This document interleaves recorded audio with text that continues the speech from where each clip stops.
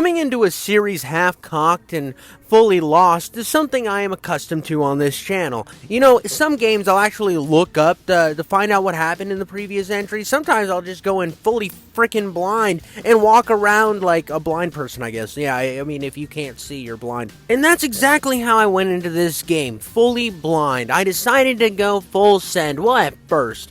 Because when I fired this game up, I downloaded it off of Game Pass, and it had hooked me right away. I don't know what it's doing with this old DOS-style text on the computer with kind of a YouTube run thing where it's clicking between videos, but it had me hooked, man. It grabbed a hold of my nipples and yanked me to the screen and said, "That's right, boy, you're gonna enjoy this ride." And I was like, please, no, I'm not ready yet. And it's like, you are. Because right away with this whole thing it started, it's talking about this game called Deathman and how you can never see his face. And it was this like amazing game that came out in the 8-bit era. And if you got to the end of the game, you gonna see what the Deathman looked like. And it's kind of going through this whole thing and how the original game was bugged, but they made a remake where you actually can get to the actual ending. It doesn't actually show you what Deathman looks like, but it was interesting enough to get me fully engaged. And right after you watch all these videos of it, it throws you in to be the titular Deathman himself, the King of Death. And you get to play this little beat-em-up section from an 8-bit style game. Now, this is probably my favorite style of 8-bit game. I mean, I'm not good at them. They're not like something I go out of my way to play. But I remember when I was a kid and I'd go over to like an aunt or uncle's house that were like hella old and they'd have like a Sega. And I'd play a lot of these type of games because they're the ones that I had the most fun with. This and Sonic. But I mean, who can't love my boy Sonic? The one thing I can say about this though, on the different subject than Sonic, was I liked that they kind of gave me with a different style of gameplay than what the game looked like it was going to be. It gave me vibes of Nier Automata, which we all know I love that game. It was one of the greatest gaming experiences I have ever played.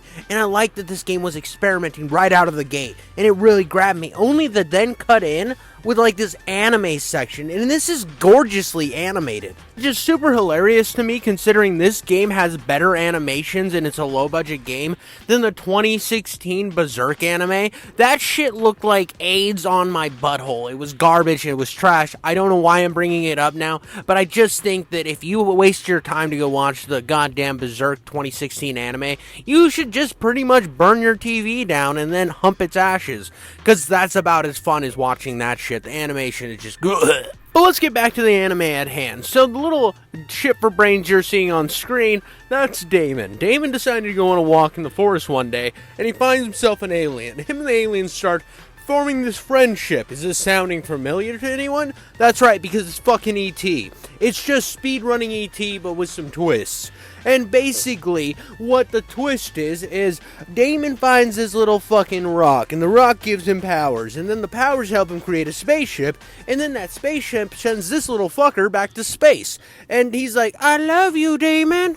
Damon, I love you." And Damon's like, "I love you too, Foo. Foo you." And it's just kind of like, that's the thing. It's a speed run of fucking E.T., but it does have a lot of heart. And I really liked what this game was going for. It went from this like weird, edgy-ish. It wasn't edgy in the sense that it like me, where I'm saying a bunch of crude words and stuff, but it was edgy in the type of like editing it was doing, in like that guerrilla-style YouTube type thing. I don't know what it was doing. It goes from that to this really crisp anime with beautiful storytelling. Even though it's a story I've seen before, I like what they've done with it. And then it zooms to the future where he's like this super executive, and I was like, I'm really fucking with this. I'm in. You've sold me, you've hooked me, you grabbed me by the taint, you licked it real nice, I'm here. And yet then the game kind of does something goofy. Well, you see what happens is old Foo shows back up, and now he's like a fucking fraternity douchebag just out of space prison. He wants to destroy the world, but he doesn't want to destroy the world. He wants to set up a competition with all of his alien buddies from prison, and you're gonna, or not you, but fucking Damien's gonna set it up using his company and his assets, and they're gonna have a whole douche kuglar fun time competition. That's basically what I find out. And the tonal shift here was so fucking sudden. Now, when I was talking about the whole Deathman thing, right? The Deathman to the anime didn't feel like that much of a tonal shift because it went from a very monotone, like, soft-spoken guy talking about Deathman to this anime that was just kind of like this almost loving story, to then this douchebag just being like, hey, fuck you, I'm gonna fucking jizz on this whole ass town, and Earth can suck my taint. And his homies are like, yeah, Earth can suck my taint too. Has it braided my chest hair and sucked my wiener? Nuh-uh. And then you get your main protagonist of this, old Travis Touchdown. And Travis Touchdown, I feel like, is supposed to embody like that cool American, like, I don't know, assassin type guy. He's just he looks like he's a cool American son of a bitch. And his whole thing is he shows up with a neck brace on, and first vibes I'm getting is this is the fucking Japan's version of the Postal dude. This is Japanese Postal dude right in front of me, and he's got some friends with him, and they start kicking ass. And so much shit was happening so fast that I actually had to pause the game right here and go do a little research, because I was like, maybe I fucking missed something. Maybe since I didn't play the first two games, I need to take a step back and go look into what happened in those, because there's got to be context for what the hell is going on. Well, little to my dismay, there's really not. Let me break it down for you real quick. In the first No More Heroes game, you play as Travis Touchdown, just like in this game. And the only real through lines that make it into this game are, one, Shinobu, the little black assassin's girl you saw a little bit ago. She ends up becoming one of your friends because you spare her life and she wants you to be her master. The only other through line is the lady that recruited you into the assassination guild to begin with. She is kind of his love interest. She ends up being his wife in this game. And he finds out he has to become the #1 assassin in the first game in order to lay some pipe into her, to give her a good cleaning.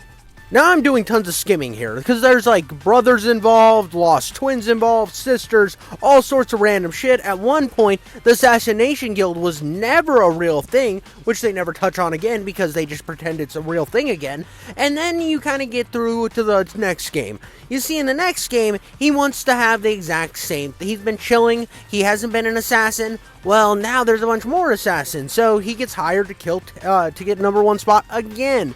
And of course, random left side of the road shit just bounces in and out throughout the story. Bunch of nonsensical shit happens. He sleeps with the fucking secretary bitch, and then he kills his brother, and then the game ends. And then you jump into this game. He's now married to the secretary bitch. He supposedly has kids with her, but she doesn't want to talk about it because I don't fucking know why. She's like the worst wife in history. And I'm not saying that like I think all women should be in the kitchen type. I'm not on that energy, bro. Go make your bag. Be a fucking, I'm an entrepreneur woman. You know what I mean? I don't care. But if you're gonna like be a dick to where he doesn't even like live with his wife, I don't think that's a good setup to begin with. Like, why are you not together with the person you love? This is a terrible relationship. He is in a very toxic relationship, and that's something I got out of this game like 10 seconds into it, is this bitch just sucks. She sucks so much wiener, except for his, and that's kind of a terrible wife to me. I don't expect her to be in the kitchen making sandwiches and shit like that, but I expect, like, if you're married, to at least be able to have a conversation with your wife, but he doesn't even know where his fucking kids are at. And that's like a very small, minute thing in this game, but that is the only through line you get through this entire series. Now, I don't expect all games to be like these great magnum opuses, but this game is so all over the place right out of the bat that you're confused on what's going on, so you can't even look at the last games for any like useful tips because they don't know what the fuck's going on in those games. Now, I have played a game like this in the past, actually from the same developer, called Killer is Dead. Now, that game kind of had the same problem. The game sometimes would take itself incredibly seriously, and then it would be a joke on itself. But if you were to compare these two different games, I feel like Killer is Dead is a much more serious take on this same situation, only Killer is Dead is going into monsters instead of assassins, which is funny because this game ended up going into aliens, which would be more of Killer is Dead's little jurisdiction of the world, and I can see a lot of the same vibes that Killer is Dead had in this. So I see the transition that they decided to go with No More Heroes instead of Killer is Dead and keep their stylistic designs going. Now, my problem with this game is its constant shifting in directions of tone. At one point, you're going to have some really serious sections, and then at other points, it's going to be bat off the wall, batshit crazy, sniffing people's anuses in public weird. Take, for example, this whole situation that's going on behind you right, or behind my voice right now, in front of your eyes. Open up your eyeballs. Basically, the guy went into a boardroom, stabbed everybody in the face, decided he was going to blow up India, and then he kills the president and shoves his head into the screen. While kind of talking like an asshole, it kind of has that humoristic tone, but it also has this brutally violent, like serious tone, like you need to take care of this business, and then it just kind of throws you back into this open world. And I think that this game would have been a lot better if the open world didn't suck so many cocks so deeply. This is straight up a gangbang of cocks being sucked right now. This is a blow bang, baby. This is one of the most useless, unoccupied, worst open worlds I've ever faced in my gaming years. Now, that's kind of funny considering I'm a huge fan of Postal 4, but let me explain what Postal does right. You see, Postal is a normal guy. He's the Postal dude is just your normal jabroni that is kind of happenstanced upon a bunch of fucked up shit in his life. And everyone around him is crazy, and he is normal. In this game, everybody's crazy at once, and then normal at once, and then crazy at once, and then you go to this open world where there's nothing to do. In Postal, the best part about the open world is there's always something to do. And as bad as Postal 4's open world is, it's still monumentally better than what this game gives you. Because this game basically sets you out on the open world. It tells you to go to these highlighted areas. You go and fight the same type of enemies, and yeah, there is some decent enemy variety, but you do the same thing. You get into an arena, you fight them, you move the fuck on. That is the entire loop in what you're supposed to do in this game, because the reason you're going to these areas and fighting these enemies is so you can build up money to then enter against the next champion in this list of superhero aliens that you have to fight, because this is your assassin list for this game. Now, for all you normal heroes fans out there, I understand this is the gameplay loop, and I don't know if the other games are open world, I just know this game is, and I feel like it has issues because of it. And when you're getting the money, there is some fun odd jobs to do other than just killing aliens. You can go and do the just typical kill aliens missions to make your money, or you can go unplug toilets, which I think is hilarious. That being said, like, there is some very funny, great humor, like 2000 type of humor in this game, which I truly miss, and I think the game is better because it has it accompanied into this game, and it's just so rare to see stuff like this anymore. I do appreciate this. That is something I want you to know. Every time I'm doing goofy stuff like this, I'm having an absolutely fucking blast with this game. There is so much that I love about this game, but there's also so much that I hate at the same time. Because when you go back to the open world, you really only see people that will give you quests. Well, I mean, you'll see the occasional one person walking on a busy highway, but the highway's not actually busy. It's busy because you saw 3 fucking cars in an hour. And then when you find another NPC, they'll give you a job like mowing the lawn, and I'm like, oh, cool, I'm back in it. But the problem is, that's it, man. That's the whole fucking game. It sucks that this is the open world they gave me. I feel like it's lazy. I feel like they could have just had like a small little hub area. I'm cool with a little hub area. You didn't need all these different environments. Yeah, they're cool, but at what point are you losing some of the charm of this game by traveling to all these little areas? It ends up becoming a fast travel simulator so that you can get to all these little events so that you can make this money. Because, like, after a while, you get to this point where you don't even want to explore these open hub worlds anymore because you don't care, because there's nothing there really for you to care. And moments like this, I could have missed because the game isn't pushing me to do it. There's nothing that's really, like, making me want to go out of my way to experience this shit other than I need to make money, right? So I have to, like, grind. It feels tedious. It feels annoying. And it just kind of, like, took me out of the game. I don't know how many times that I was just fucking zoning the fuck out because there was just nothing going on. And then I would get to a moment where I'm shooting fucking alligators out of the ocean and I'm having fun again, only to go back to a slog. It was such a constant, like, pacing issue, and juxtaposed issue where I'm like not having fun, not having fun, having fun, and like it sucks because I feel like they put real love into a lot of these little mini games, and there's a chance you will never see them if you just run through the story. And the game doesn't really benefit you to not do that, because there's really nothing there or no incentive there for you to go do this. I felt like the open world was such a missed opportunity with this game, and I get that they're not a huge developer, but this wasn't like a good open world for 10 years ago. Hell, 15 years ago, this wouldn't have been a good open world, because like you look 15 years ago, we were getting stuff like Grand Theft Auto 4, Saints Row 2, a bunch of great open world games were already coming out in that time period, and then I look at this, and this can't even compare to what those games were giving me. Hell, I don't even like the way that this game does combat. Like, not that the combat's not fun, I'm talking about the way that I have to go to little areas where it takes me to a little hub, and then I can fight. One of the best parts about a game like Postal 4, even though Postal 4 has a bad open world, it still has where you can go up and fight anybody, and you're constantly just terrorizing the poor people of that town. But there's nothing in this game. The open world characters don't have any personality. They all look the same. You only see like 10 of them per hub area. It's just kind of a waste. It seems like it was unnecessary, and it adds absolutely nothing.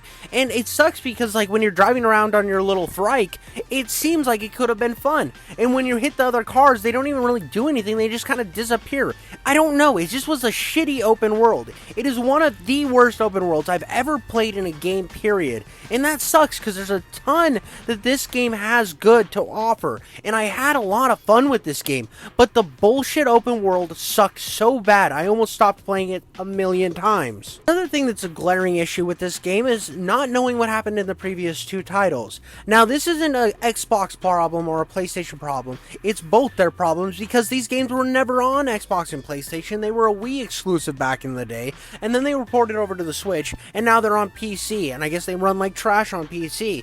But that being said, you'd think when they decided to port these games to other platforms such as the Xbox or PlayStation, you think that they would know that, well, maybe we're getting a new fan base. Maybe we should put in a little bit of like a quick rundown of what happened in the last two games, or little information so they can know what's going on. Nope, fuck you, you gotta figure it out on your own. And I feel like that's kind of lazy.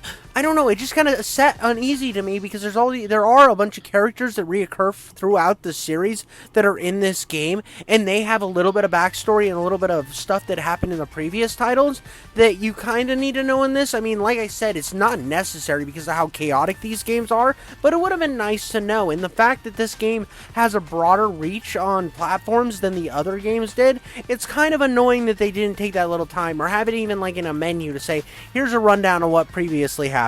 Because again, I'm going to make a reference back to Postal 4. Postal 4 is a game that I can experience without having played any of the other Postal games. I really don't need to know anything about the other games to still have fun and experience that story. But there is stuff in this game where I need to have found out what happened in the previous two games to know who these characters are in this cast that I'm interacting with. Though I don't interact with them a lot, it still would have been nice to know. And on top of that, this game has one of the most annoying features that I have complained about in other videos that I made, one being Azura's Wrath, and that's I think the only other one that did this. But this game has an episodic format, so after you beat every one of these champions of the galactic fucking douchebaggery, you end up going to a new chapter. So you get to see credits, you then start the next episode. It even has like a little playing next episode bar, and I don't like that. I think it breaks up pacing. I think sure, it could be a nuanced take on streaming culture or whatever, but it's like nothing in this game actually is like goes into any actual depth about anything. So it just kind of is a thing that it fucking has, and that's kind of a problem throughout this entire game, is it just has things that it fucking does. Oh well, this comes out of nowhere because it just fucking did. And this wouldn't bother me so much if it didn't constantly harken back to where that are sitting in a room talking about movies at the beginning of every chapter. Now, if you look at like great movies, and they're talking about this director Miike, who directed the movie 13 Assassins. I haven't seen that film. It's been on a list of me to watch for years, but I hear it's a great film, and something about story structure, this game has none. So you look at the people who wrote this game, who are constantly sucking off this film director, but they don't actually put in any actual fucking good story points. It's constantly having Touchdown talk to his wife about like, oh, I need to talk to you about this, oh, I need to say this, and then never touches on it again, and it's just all over the fucking place. Now, I get that that's what these games do, and I get that that's like the same theme they've had for years, and these games are carried by their great combat, and there's some good genuine humor that comes out of this nonsensical mess, but at the same time, when the game feels like it's actually trying to tell a story, it's fucking all over the place, and you feel more confused than when you started, and I feel like it's just really almost lazy and then writing, and it's just so convoluted that it's just so hard to follow, and it doesn't even try to like be like apologetic about it or anything. It's just unapologetically a clusterfuck. And for example, take this scene right here. You're going to fight this one assassin. He's all edgy and he wears black, and you're like, okay, cool. Well, he's standing there, you're about to have your face off, you're seeing more NPCs than you've seen in the entire game thus far, and you're like, alright, time to whoop some ass. I mean, I've already done this a bunch of times, so it's about to kick more ass, I'm good at it, and then all of a sudden, he gets his head chopped off. And you know who chopped his head off? Your fucking grandson from the future. And it's shit like this where I'm just like, okay, whatever. I didn't care anymore. It was just so much stupid shit like this that it's just like, okay, whatever, I guess we're doing this. Can we get back to the combat, please? Because obviously you don't care about the story, and I shouldn't either. And again, this combat system is fantastic. Now, I played this game on easy because I didn't know if I was going to like it. I just kind of wanted to run through it. I feel like that was a mistake in this game because it basically takes you to where you can't take any damage. But then again, I also am kind of happy that I did play it on easy, because if this combat would have been difficult, I probably wouldn't have finished the game. And I did love a lot of this game. I did find that the combat system had like quick mechanics. Everything felt really good. It had like really interesting like different attacks you could do and how you could pair them together. You could like stop people in time and then have it rain down like chaos on top of them, like I'm doing right here. Stuff like that I found just absolutely insanely cool. Everything about the combat was just awesome. I like that you do these cool slices in time with the controls. The quick time events never felt like they were just overwhelming you and just like the only way to progress. They felt like they were a part of the like quick combat. I don't know, I really enjoyed the entire combat sphere, but every time you get out of this combat, I'm going to mention this again, it's going to put you show you where you sit on the leaderboard, right? It's going to pop up all the names. It's going to be like, oh, you still have all these people ahead of you that you still have to conquer. And yeah, you might have conquered the number 8 slot, but you still have 7 more to go, Travis Touchdown. Don't give up yet.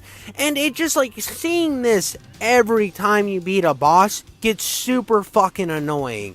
And it sucks because, like I said, you go from like quick combat to crazy story stuff happening to fucking seeing credits, and then you just gotta like fucking skip them every time, every single fucking boss fight, and that's annoying to me.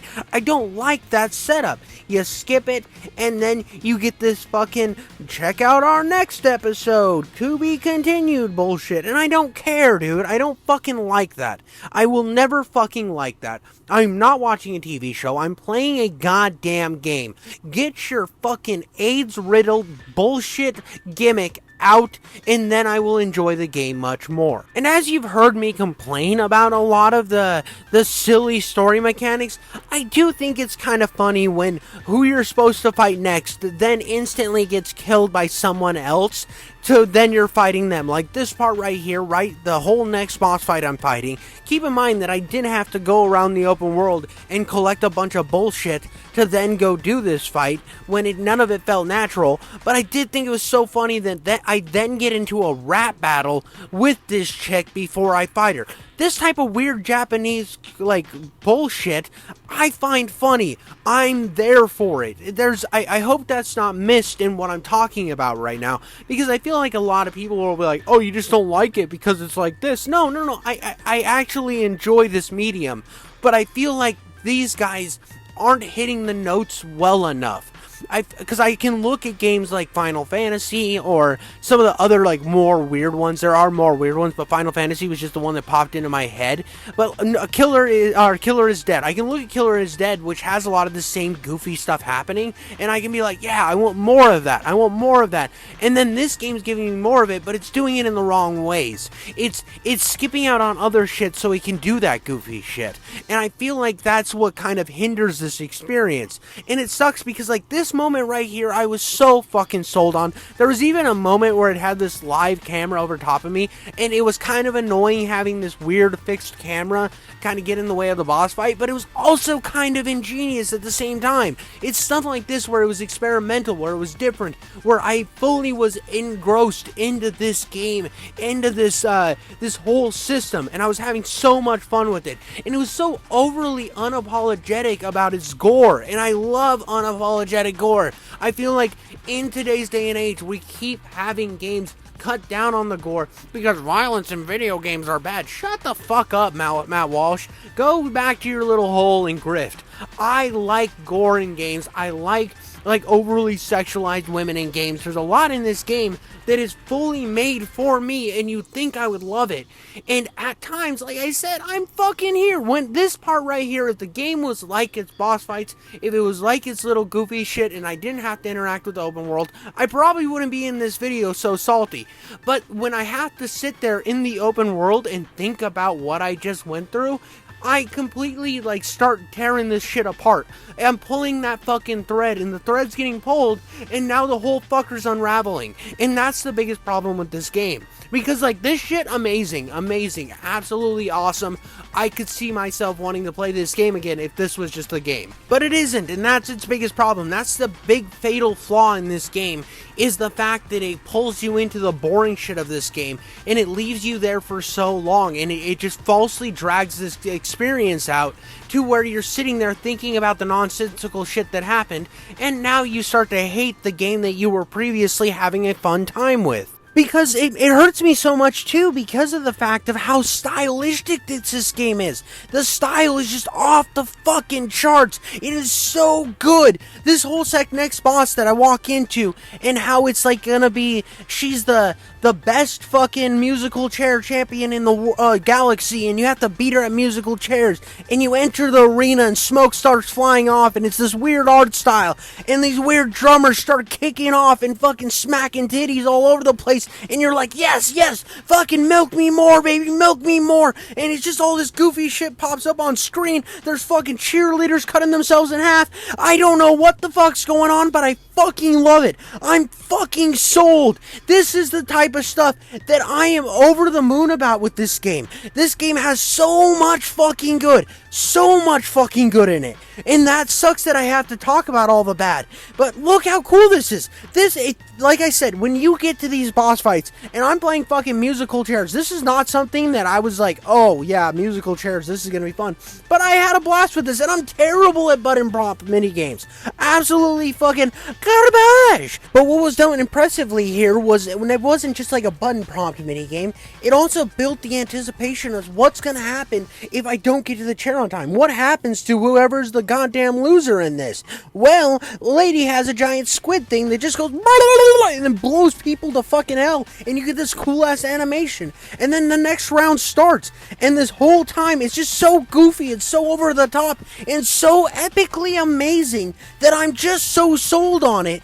And this is what I love about this game. I'm absolutely fucking jizzing my pants over how great this section is, and I wish that the whole game was as great as these sections. If they could have just removed the open world, let me play the fucking game, and stopped getting in its own way, this game could be fucking amazing. Because this game at times truly doesn't give a shit. I mean, you win the fucking musical chairs things and the other character just unalives itself right there due to shame of losing. And then you have to fight its pet in an arena? How goofy is that? It's so amazing. And this boss fight was actually insane. You had to like focus on getting behind this thing at all times because at any moment it could just obliterate you with one hit.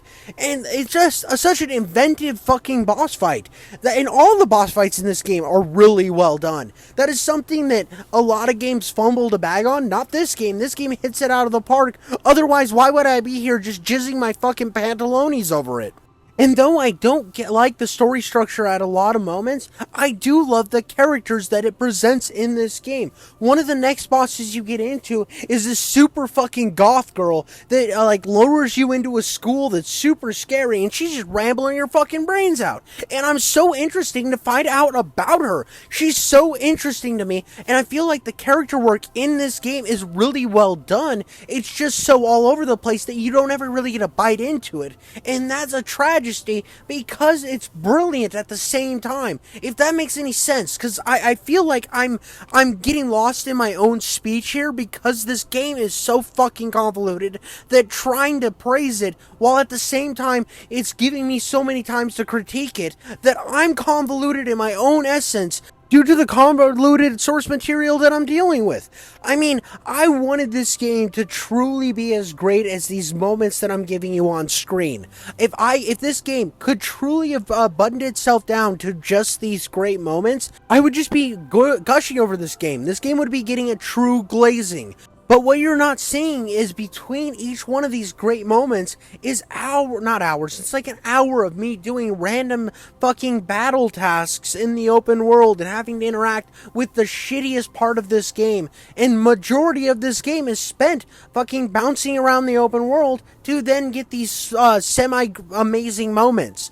And that sucks. That ruins this whole experience for me. And I really, really wish that this game would have just been like, oh, now you can choose from jobs, choose your job, do the thing, or I don't know, just have like a little hub area that I can run around between battles or whatever, that I could just choose a couple tasks. Or I don't know. I don't know how to fix it. I truly don't. I'm not a game designer. I just know I've played games that have done this a lot better, and this game just wasn't it between the boss fights. That's about all I have for you guys today. I thought about doing the rest of the story, but it's so convoluted that I'm just going to keep running in circles because the game kind of runs in circles. You get the boss fight, you either fight boss or boss gets killed by random person that you've never heard of before. You then have a moment with random person, whether it be a monologue or not a monologue, a montage, whatever it may be. You then go back to fucking open world, you do a bunch of random bullshit,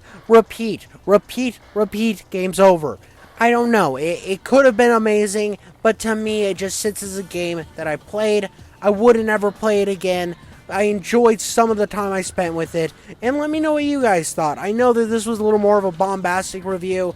It's not my favorite one I've ever done, but I didn't know how to approach this one. I've actually sat down here for a while, cutting and redoing and cutting and redoing, and at the end of the day, this is about the best I could do with what the fuck this game gave me. But I'll catch you guys on the next one. I love you all, and I'm out.